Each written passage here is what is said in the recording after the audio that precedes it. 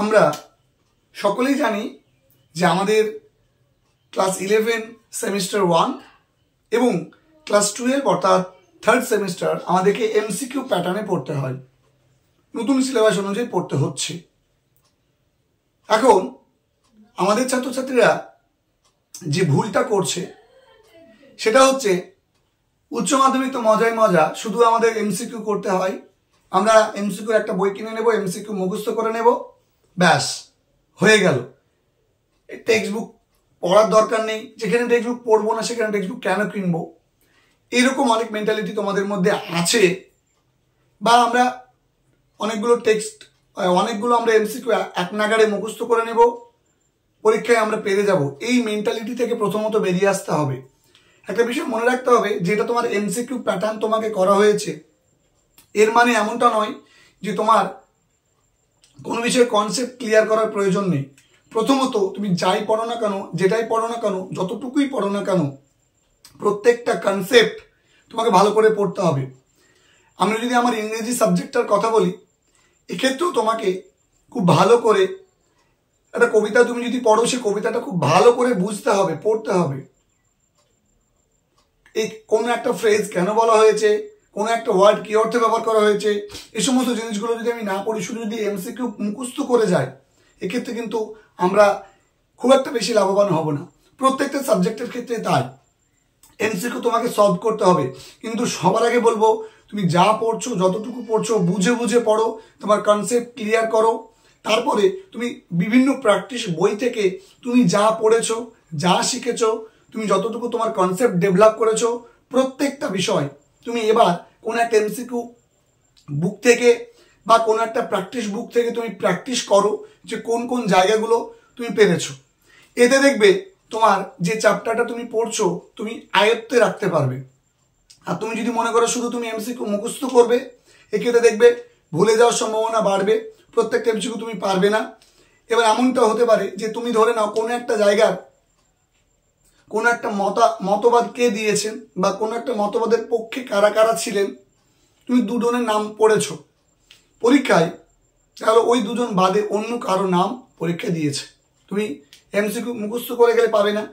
কোনো একটা বিষয়ের কনসেপ্ট তুমি ক্লিয়ার করনি, সেই জায়গা থেকে তোমার প্রশ্ন দিয়ে দিয়েছে, তুমি যে বই থেকে পড়েছো, তুমি যেখান থেকে পড়েছো, সেই জায়গাটাতে ওই বিষয়টা হয়তো অন্যভাবে উপস্থাপন করা ছিল।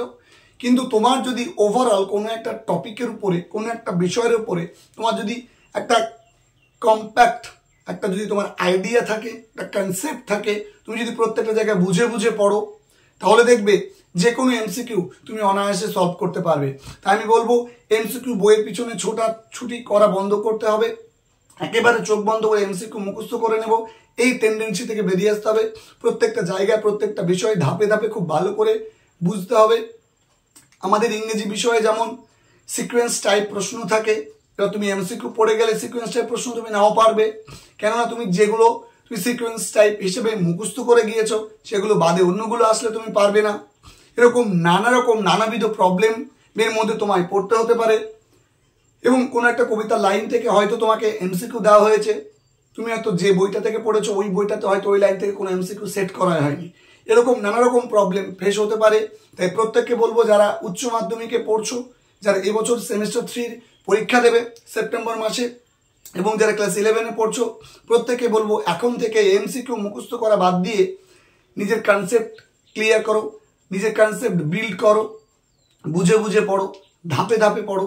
এবং আমি বলবো ইংরেজি বিষয় বা অন্যান্য সায়েন্সের বিষয়গুলো তোমার কনসেপ্ট ক্লিয়ার করা কিন্তু খুব জরুরি, এবং নিজে লেখার দক্ষতাটা তৈরি করা খুব জরুরি। মুখস্থ থেকে কোনো জিনিস বুঝলে, মাথায় রাখলে, কিওয়ার্ডস আকারে মনে রাখলে, মাইন্ড ম্যাপ করে মনে রাখলে তোমার সুবিধা হবে। তাই আমি বলবো যে জায়গাটায় পড়ছো না কেন, যতটুকুই পড়ছো না কেন, মাইন্ড ম্যাপ করে রেডি রাখো, দিয়ে পড়ো। মাইন্ড ম্যাপ করে রেডি রাখবে, ওই এক্সামের আগে সেই জায়গাটাকে রিভিশন করে নেবে, ব্যাস দেখবে তোমার প্রস্তুতি অনেকটা সহজ হয়ে যাবে। তাই বলবো কোনো চিন্তা করবে না এমসিকিউ প্যাটার্ন নিয়ে, চেষ্টা করবে যে কোনো চ্যাপ্টারের যে কোনো পৃষ্ঠার একটা, তুমি যে পৃষ্ঠাটা পড়ছো, যে চ্যাপ্টারটা পড়ছো তার একটা মাইন্ড ম্যাপ, শর্ট নোট, কি পয়েন্টস, এবং তুমি যে যে জায়গাগুলো পড়ছো তার একটা অন শর্ট তুমি কিন্তু জোগাড় করে নেবে, তুমি কিন্তু নিজেরা বানিয়ে নেবে। কিভাবে? কোনো একটা গল্প পড়েছো, কোনো একটা কিছু করেছো, তার মূল মূল পয়েন্টগুলো কোনগুলো, কি পয়েন্ট কোনগুলো, প্রত্যেকটা জায়গায় আলাদা আলাদা করে নোট ডাউন করে রাখবে, যাতে একবার চোখ ঝলক দিয়ে দেখে নিলে পুরো তথ্যটা তোমার কাছে গ্যাদার হয়ে যায়। আর তার আগে তুমি টেক্সটটা পড়ে রেখেছো, এমসিকিউ সলভ করবে, দেখবে এমসিকিউ তোমার কাছে কোনো সমস্যা হয়ে দাঁড়াবে না। দেখা হবে তোমাদের সঙ্গে পরবর্তী ভিডিওতে। প্রত্যেকে ভালো থেকো, সুস্থ থেকো, সুন্দর থেকো।